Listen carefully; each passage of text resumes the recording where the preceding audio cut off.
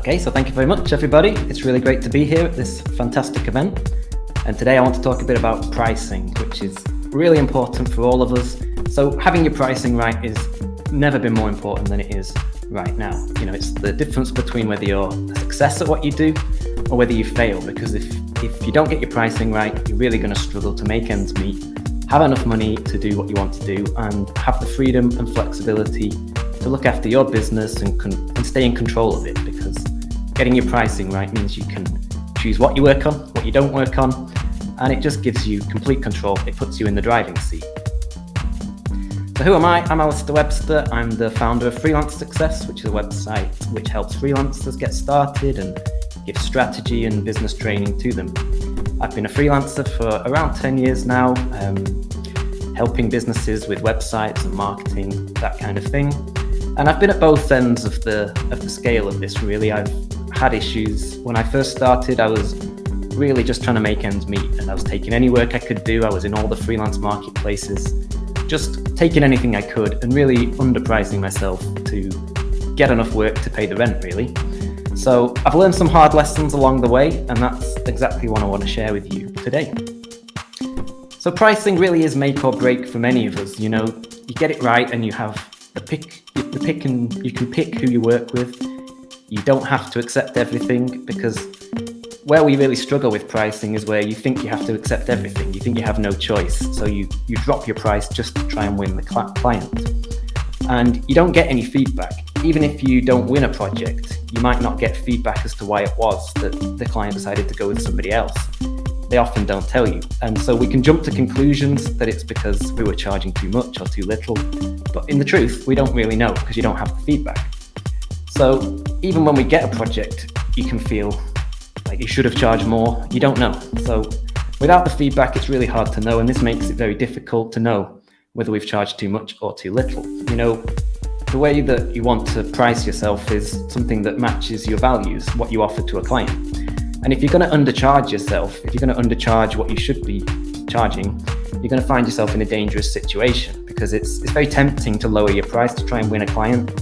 So another danger is that if you're charging a high amount for what you do, you're really setting the bar high with expectations. So if you're not actually able to deliver on what you're promising and what you're setting the client up to expect, that's just going to push some issues down the line that you're going to have to face, and are going to cause some issues later on that aren't going to be that pleasant. 3 rules of pricing, and these are what I look to whenever I have to price up a project, whenever an email lands in my inbox and I need to give a quick estimate for something.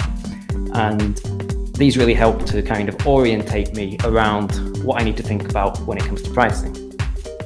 And of course, you are going to face objections when you give someone a price. So you've sent your email back to them, or ideally get on the phone, because it's much easier to talk pricing on the phone generally, where you can kind of judge the reactions of who you're talking to. You can see whether they're on board with you or not. You could add, if you design websites, for example, maybe you could you could add to the project an hour strategy call with you.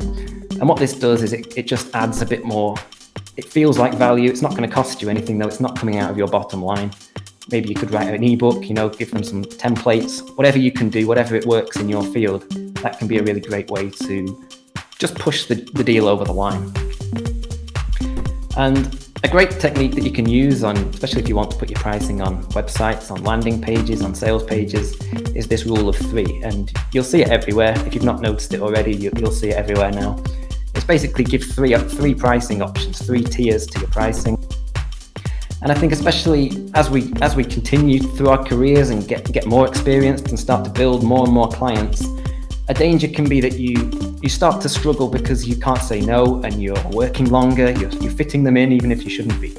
So there's a great book called Oversubscribed by Daniel Priestley, and basically the idea behind it is that you can put a limit on your time. You can put a limit on how many people you're going to work with. And this works like supply and demand in business. So if you limit the amount of supply that you have, the amount of hours you're willing to work, the amount of clients that you're willing to work with, you start to push up the demand. If you say, I'm only going to work with 5 people, but 6 people want to work with you, 7 people want to work with you, suddenly people are missing out. And when people are missing out, they don't like it. They want to be part of it. They see that there's value there.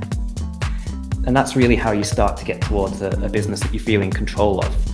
And as I mentioned at the start, this is a really tough period that we're facing, and it's not likely to be a short-term thing. From everything I hear and read, it's likely to be 10 years or so. So these lessons about pricing are going to be so important. We can't afford not to raise our prices as people who are freelance and self-employed and working for ourselves and selling our products.